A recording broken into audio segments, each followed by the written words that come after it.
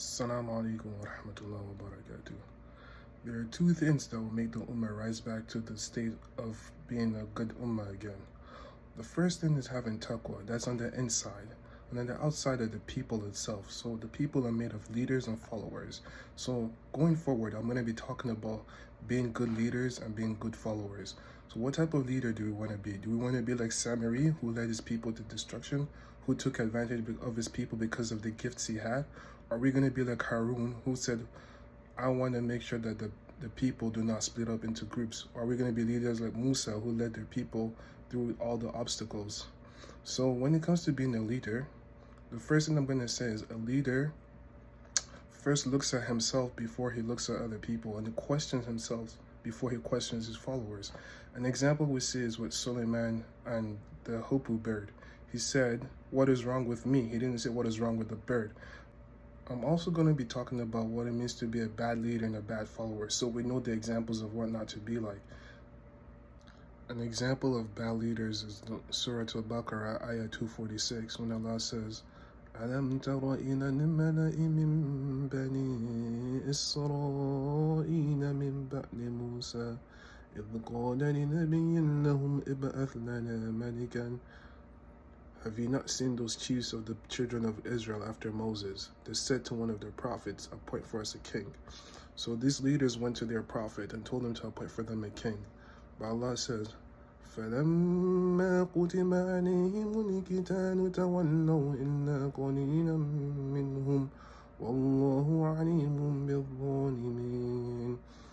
But when they were ordered to fight, they fled except for a few of them, and Allah has perfect knowledge of the wrongdoers. So the whole point of this example that I'm coming up with is because these people wanted to be leaders because they were seeking power, but when it came time to actually deliver, they ran away.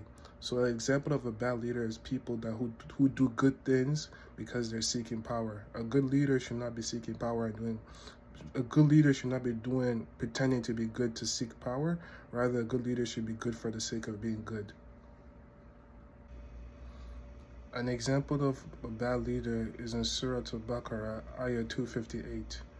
أَلَمْ تَرَ إِلَى الَّذِي حَاجَّ إِبْرَاهِيمَ فِي رَبِّهِ أَنْ آتَاهُ اللَّهُ الْمُلْكَ. Are you, Prophet, aware of the one who argued with Ibrahim because his Lord gave him kingdom? So this is the example of Nimrud, the tyrant at the time of Prophet Ibrahim alayhi salam. He was a bad leader because he was arrogant, and a good leader should be able to learn from anybody.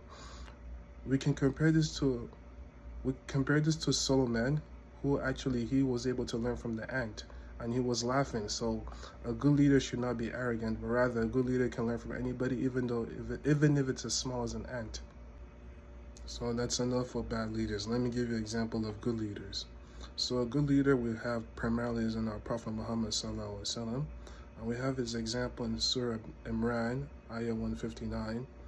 فَبِمَا رَحْمَةٍ مِّنَ اللَّهِ لِنْتَ لَهُمْ وَلَوْ كُنْتَ فَظًّا غَلِيظَ لَانفَضُّوا مِنْ حَوْلِكَ فَاعْفُ عَنْهُمْ وَاسْتَغْفِرْ لَهُمْ وَشَاوِرْهُمْ فِي الْأَمْرِ فَإِذَا أَزَمْتَ فَتَوَكَّلْ عَلَى اللَّهِ إِنَّ اللَّهَ يُحِبُّ الْمُتَوَكِّلِينَ.